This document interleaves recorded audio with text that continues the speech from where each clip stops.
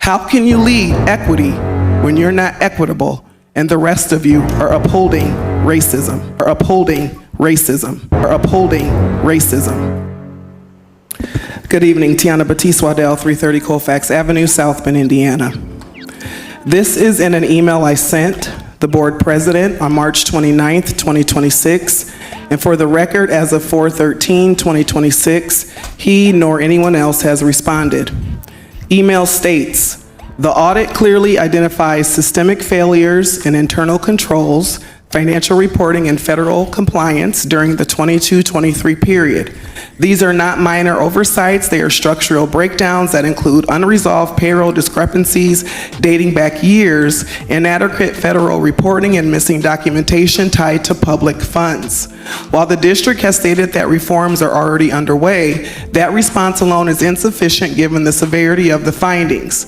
The report explicitly warns that these deficiencies increase the risk of delayed reimbursements, loss of future funding, and diminished public trust. As a community member and advocate, I am seeking clarity on the following.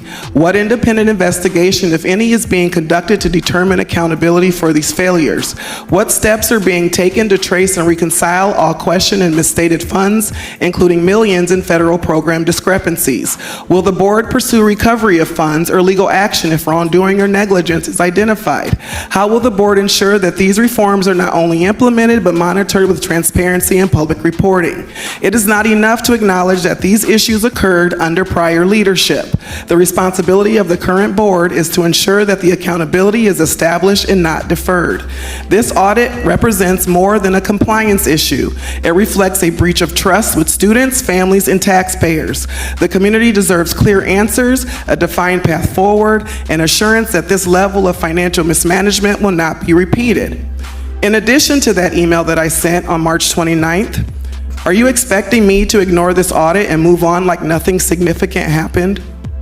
For example, are we supposed to just listen to an overview of the multi-language learners academic presentation and skip over the fact that the director allegedly failed to effectively oversee the department's allocation of Title I migrant dollars based on the audit from the state? It is unacceptable that as a board president, you fail to respond to all constituents. You fail to respond to all constituents. You fail to respond to all constituents. Today, 3:10 p.m., a white woman constituent emailed the board president about a matter, and he responded at 3:21 immediately.